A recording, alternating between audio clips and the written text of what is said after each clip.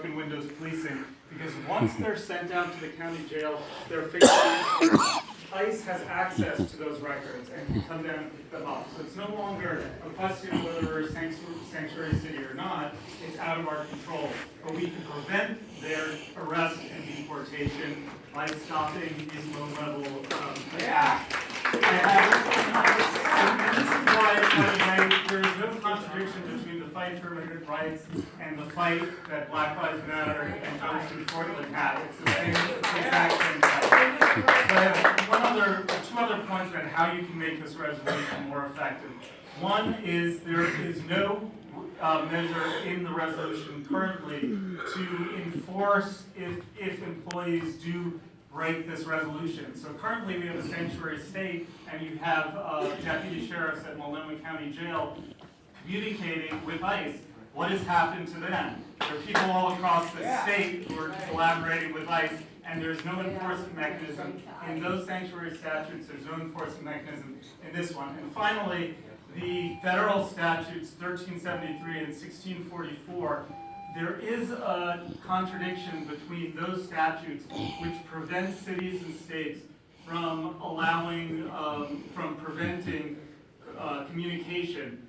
What the city resolution does, what the state sanctuary law does, is saying we are preventing those communications. So there's a contradiction. It's as if we said we were in favor of the Underground Railroad, and then in this very resolution say we're going to uphold and stand by the Fugitive Slave Act. You can't have it both ways.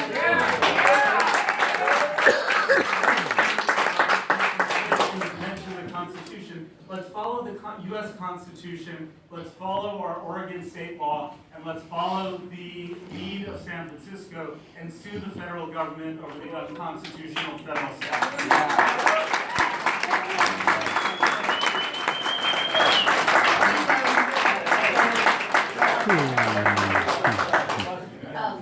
Sorry, could you repeat the statute numbers? You're talking too fast. Sorry, I'm from New York. 1373 and 1644, the attorney for the city mentioned that. Can I just say that having read the San Francisco lawsuit and the complaint and the materials that they put in, their first argument is there is no conflict. So that's our best argument, because this federal law, we believe, should be narrowly interpreted, very narrowly interpreted. So as long as there isn't an explicit prohibition, we're not in violation of it. San Francisco has asked the federal judge to interpret it narrowly. That's our best argument. That way there is no federal statute that conflicts. Your point's well taken. The judge could disagree with that. In which case, I believe the 10th Amendment and Article 1 of the Constitution controls. I believe that overrides any statute, and that would have to be decided by the Supreme Court. I guess the second argument that San Francisco makes is that it's unconstitutional. Right. And I guess Portland could be a leader in making the point that this is an unconstitutional statute that is being used as a hammer to try to prevent cities from declaring sanctuary. So we have joined as a friend of the court in one of those challenges, and we believe the statute doesn't apply. But if some judge disagrees with us, we believe it's unconstitutional. Well, then why do you have in your resolution saying that we will comply with these statutes if they're unconstitutional? No, we have said we are not at odds with that statute. Our law does not conflict with that statute. So do you believe that statute does not prevent you from preventing the communication? Because that's exactly what the statute says. It prevents local and state jurisdictions from preventing communication. You grab me something? Public forum could be in court. My view, and just speaking for myself, the statute Little says bit. you cannot have an express prohibition. There's nothing that requires us to communicate. It doesn't compel us to. The difference between having prohibition or being compelled to, they cannot compel us to. And we believe that's what they're trying to But what they're saying is they compel you not to prevent There's not. employees from I already checked it out. Let's carry on the conversation. I respect your view. That's important! That's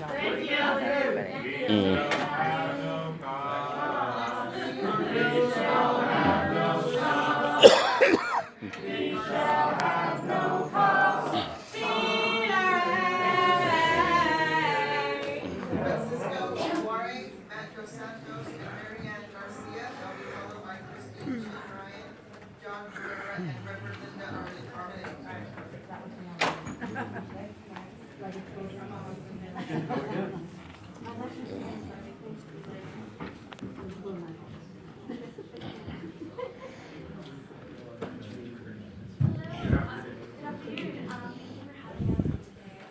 is Maria Garcia, and I'm a senior at Florida State University. I'm studying political science, and I'm here to testify in favor of this resolution. I have the privilege to be under the program called DACA, Deferred Action for Childhood Arrivals. I arrived to the United States at the age of 3 with the illusion to see Mickey Mouse, but since then my dreams and aspirations have grown. In this country where my family and I come home 17 years ago.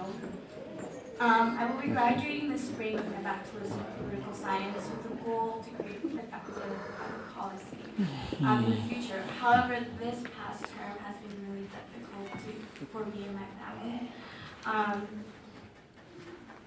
I don't know how much longer I will be able to work in this country and be in this country under DACA. We don't know the future of DACA. Nightmares of white vans and ICE agents coming for my loved ones and I have been haunting me. And this is not the first time I have these dreams. These dreams were haunting me 8 years ago when my brother was deported. These dreams have begun to haunt me during the day, making it difficult for me to focus. In school and my extracurriculars, I'm constantly checking in with my family, and every time it's scary when I get a call from them late at night or early in the morning, fearful that they have had an encounter with ICE. My mom no longer wants to go to Winco or go to big gatherings, which is really unfortunate that they have to move around their schedule. Simple things just because of this fear. My family and I were a regular family that care and contribute to our community, just like many of the families like us in Portland. Passing this resolution will provide some relief for us, and for students like me who are uncertain of the future for DACA students. However, of course, this is just the first step, and I want to continue this conversation. Thank you.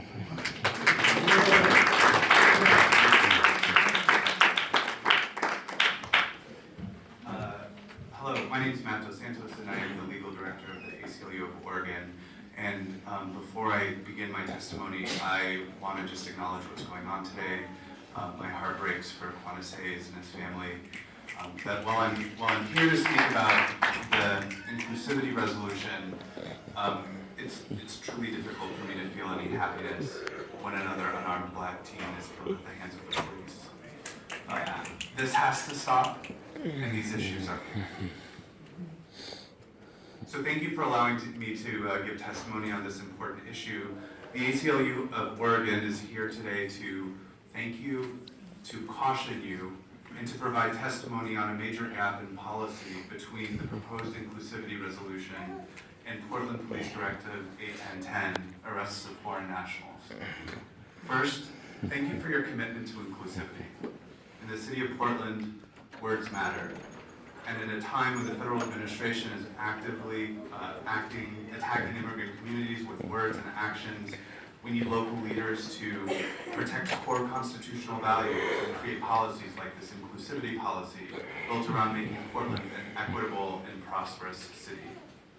Second, words are not enough. Passing this resolution is a significant step for the city and every resident of the city, but words alone cannot keep immigrant communities safe. Words alone will not ensure the city's ability to harness every individual's capacity for our shared prosperity.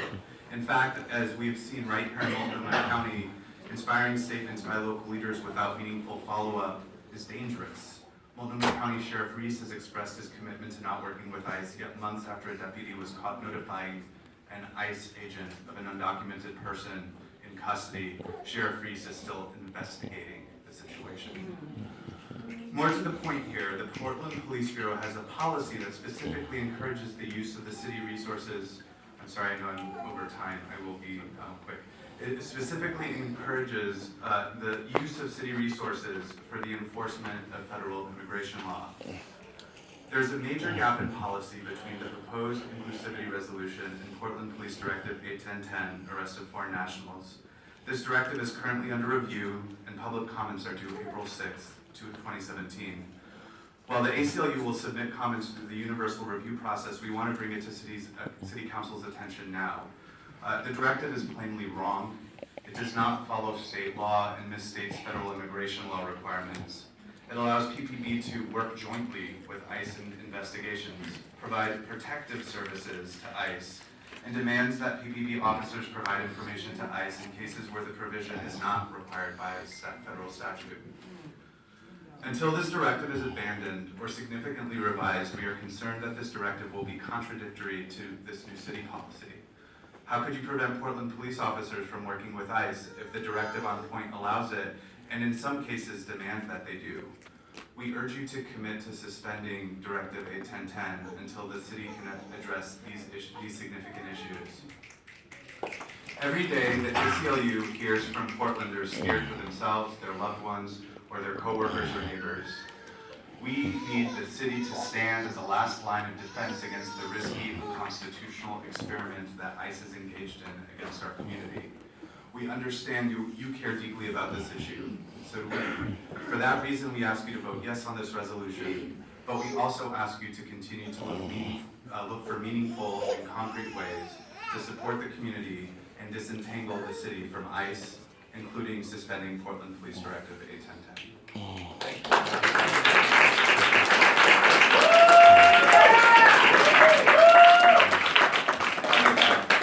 You're absolutely correct about your interpretation of 81010. It is under review in the Commissioner Utilities Office and mine are working together, and we will provide an amendment that is consistent with this ordinance. So thank you for bringing up your right to do so.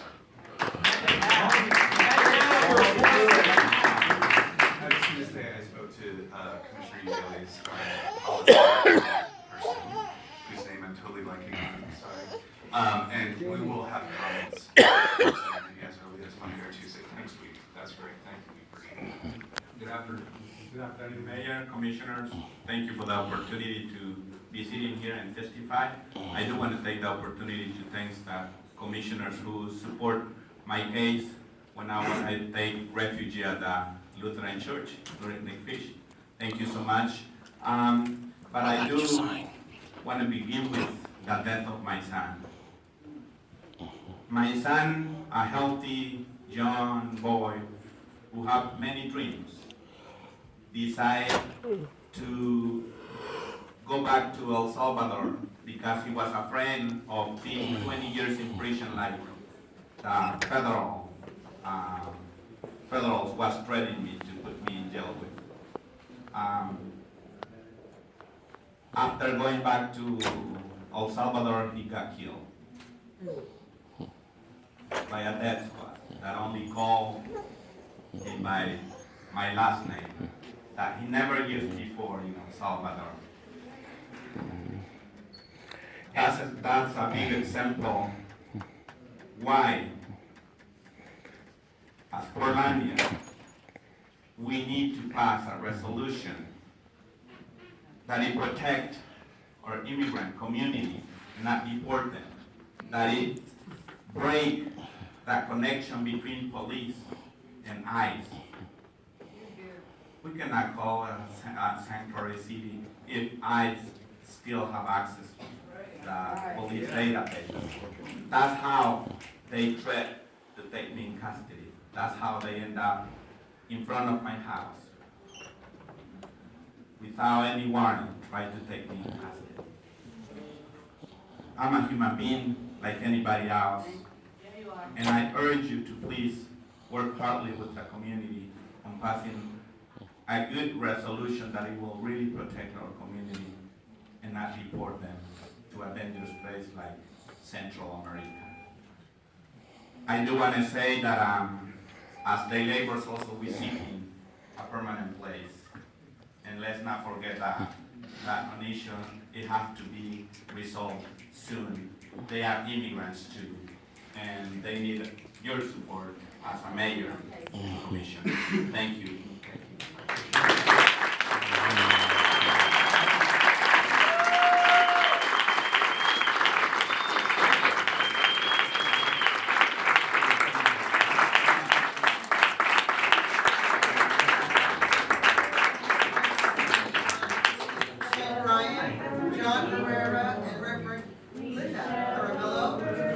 They'll be followed by Patricia Toledo, Maxine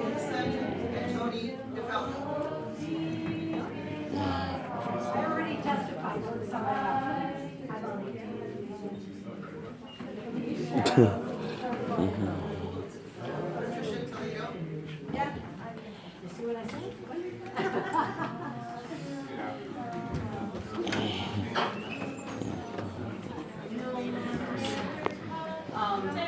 Wheeler and Portland City Council members, thank you for the opportunity to testify in support of this resolution that declares the city of Portland a welcoming city, a sanctuary city, and an inclusive city for all. My name is Christine Chen Ryan, and I'm president of Synergy Consulting Inc. Synergy is a small business for 29 years providing technology consulting. I am a third-generation immigrant woman small business owner, a naturalized citizen, a person of color, and know firsthand the benefits that immigrants bring to our communities. Immigrants are a vital part of our city and state's economy. A recent report published by the Partnership for a New Economy found that immigrant-owned businesses generated over $473 million in business income in 2014. And over 70,000 Oregonians are employed by immigrant-owned businesses. Undocumented immigrants are also a vital part of our economy. In Oregon, there are over 5,700 undocumented entrepreneurs. Additionally, undocumented workers contributed $60.9 million in state and local taxes, and $104.4 million went to federal taxes. Unfortunately, the recent changes to immigration policies have fostered a climate of fear and uncertainty, which is really bad for business. Resolutions like the one you're considering today send a strong message to immigrant business owners and immigrant employees that we're welcome to do business and raise a family here in Portland. This resolution also preserves local resources for local priorities rather than volunteering assistance in immigration enforcement. It ensures that our city's taxpayer dollars are not used to do the federal government's job. I encourage your support of this resolution and thank you for the opportunity to testify today. My name is Patricia Toledo Robbins. I'm the internal organizer for WOS, Workers' Rights Education College. We are a worker-led organization that empowers diverse laborers and immigrants to improve their working conditions and protect civil rights through leadership development, organizing, education, and economic opportunity. We are a non-profit organization that operates the Martin Luther King Worker Center, which connects hundreds of workers a month with local employers and job opportunities. The Martin Luther King Worker Center is an inclusive and welcoming place that has proved essential to support workers who contribute to the economic development of this wonderful city. We promote human rights, cultural diversity, and respect for the advantage of all workers and their families. Our workers still fear persecution and family separation today. And not only them, I do too. The best part of my work is to connect with people. I do this every day, not only inside the worker center, but on the corners, on the street. I talk to people every day that fear. And not only undocumented immigrants are I put it on YouTube. We, communities of color, we always fear. I've been attacked on the street. It is principle of this resolution that we really enforce it for all. Eyes out of Portland. Thank you.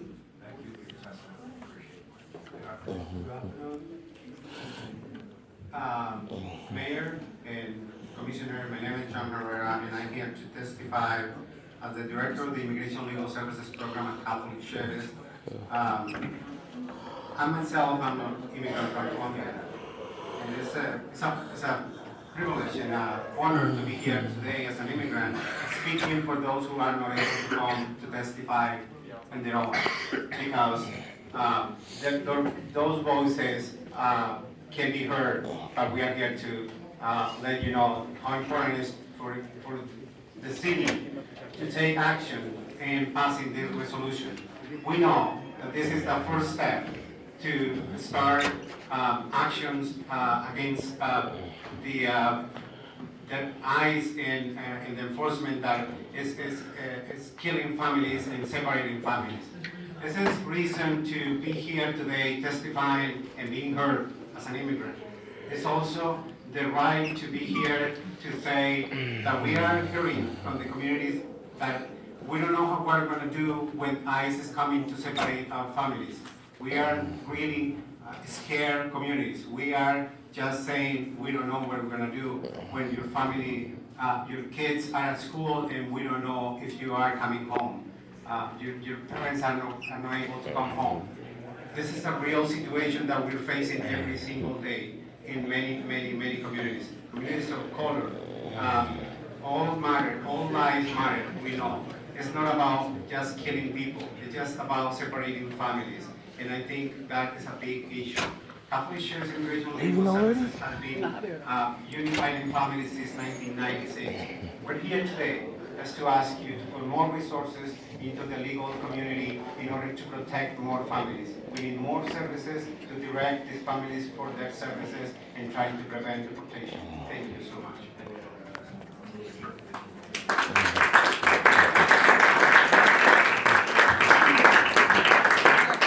We are Maxine Fuchsen, Tony DeVito, and Bob Brown. That's 22, 23, 24. And followed by Michael Dale, Carlos Ridgway, Montez Vegas, and Diana Denham.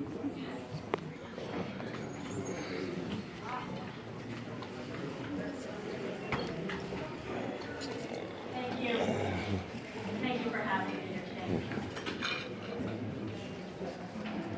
My name is Maxine Fuchsen, and I'm here to testify in support of the resolution calling for Portland to be a welcoming, inclusive sanctuary city. I'm here as a member of Jewish Voice for Peace, and our organization is a proud member of the Interfaith Movement for Immigrant Justice and the Portland Immigrant Rights Coalition. I also am here to lift up and to make this a safe city for all. I think we have to listen to all of our city members. One event is burned into my memory, and I want to share it. Years ago, I worked as a nurse at a health clinic of the United Farm Workers Union in Salinas, California. The patients were all hard-working migrant agricultural workers. It was prenatal clinic day, and the waiting room was absolutely packed with pregnant moms and lots of active kids running around. I was in the waiting room as a nurse doing a health presentation on childbirth. All of a sudden, as if there was a spark, a split-second announcement took me totally by surprise. Immigration, that was the announcement. It came in a clear, quick voice. And within a split second, that room, which just a second before had every chair taken, 30, 40 patients waiting, was suddenly empty. People scattered outside through back doors and side doors, and I have no idea where they went. Truly, all just vanished in what I think was just a few seconds. I blinked and realized what was happening when I saw the immigration van in front of the clinic. In that moment, I watched moms scurry with their children and literally vanish to hide, and I got a glimmer of what it means to have to live in the shadows and in fear. As a Jew, my relatives and other groups in persecuted Nazi Europe also had to flee, hide, and seek refuge. Sometimes the doors were closed and there was no welcome, and millions perished. That is why we say never, ever again, never for anyone. We're better than that, and we refuse to live in a city where our neighbors and friends who we love have to live in fear and in the shadows. This is a starting place, but please, I urge you to support this resolution. Thank you.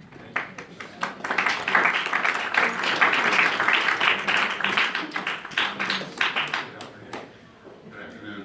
My name is Bob Brown, and I'm the board member of the Interfaith Movement for Immigrant Justice.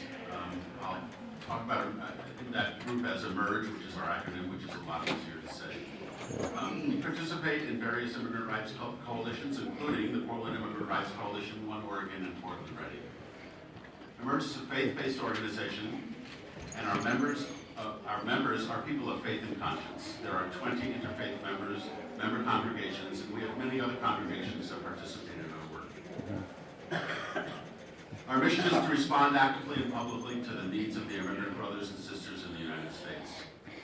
Through advocacy and outreach, we educate the community about injustices current immigration policies inflict on the entire community, and we provide real opportunities to take action for change.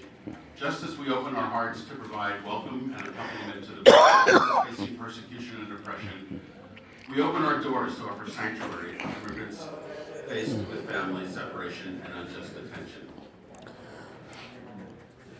So Emerge supports the city resolution to be a welcoming city, a sanctuary city, and an inclusive city. Our faith traditions teach us to welcome the stranger and to treat all people with dignity and respect. The diversity of our community is one of its strengths, and all members of our community contribute to the health, well-being, and prosperity and general welfare of the city as families together work as families, neighbors, workers, and taxpayers. This resolution sends an important message of welcome to all our members of our community. We must stand for love and interrupt hate. Emerge urges the city to communicate this message of inclusion and to the community in as many ways as possible. Passing the resolution clarifies and strengthens the city's policy when it comes to interacting with immigration customs enforcement. There are two aspects of the resolution that we believe are very important. First, the convening of a work group to coordinate efforts to support and protect the city's immigrants and refugees communities. And second, the training of city staff about the appropriate response in integrating and interacting. I also want to say that we definitely support the words that have been talked about with respect to the Portland Police Bureau's Directive 81010. I read that this afternoon and I was shocked. As a city, we must stand in support of all the residents because they are what makes us a strong and vibrant community. We urge you to support passage of the resolution.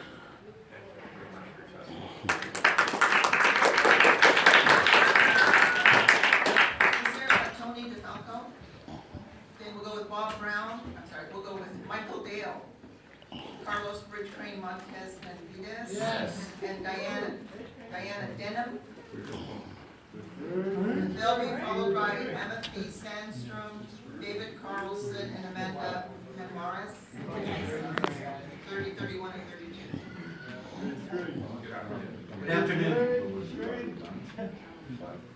My name is Michael Dale. I'm the Executive Director of the Northwest Workers Justice Project, which is a nonprofit law firm in Portland that provides representation to low-wage immigrant and contingent workers. Probably 85% of my clients are immigrants, and a significant number of them are without proper authorization according to ICE. I've been doing this work, I should say, for about 40 years as a lawyer in Oregon. And some of the themes and issues are not really new. In fact, I was involved with establishing law, state law, that's been referred to several times. By the way, in your resolution, it's miscited, so you might double check that. You need an extra 8 in one place that in the resolved section of the ordinance. What is new, a bit new, is the degree of hostility at a national level that has legitimated the most base instinct of the worst part of our employer class and empowered them or entitled them in their own minds to reach even farther in order to exploit immigrant workers. And beyond that, what is new is we've heard a lot about fear, and I don't think I have to say too much about that given the earlier testimony, but fear is a significant factor. And in this particular area, it has particular implications. The stories circulating in immigrant communities about ICE officials lurking at the courthouse, picking up people in courtrooms, give us a very, very difficult road to hoe in order to seek wage justice, employment justice for our clients. We have to go to court. We have to have witnesses that will come to court to support the account of folks that are trying to prove their cases. And I'm not sure we're going to be able to do that. And we need to move in that direction. Multnomah County has actually called upon our congressional delegations to call courts special sanctuary places. That would be good. Much has been said about, I see I'm out of time. Much has been said about how this is only symbolic and I would certainly associate myself with the comments made earlier about trying to find ways to put more meat and teeth into it. Having said that, symbols are important. And the symbol of the Portland City Council standing with the rights of immigrant workers is going to help us a little bit with those employers that think that they've got a free rein now. And it will also be important in giving us a grain of hope to offer to those immigrants who are wondering whether they dare assert a claim that ultimately is going to require them to show up and do us work. So thank you.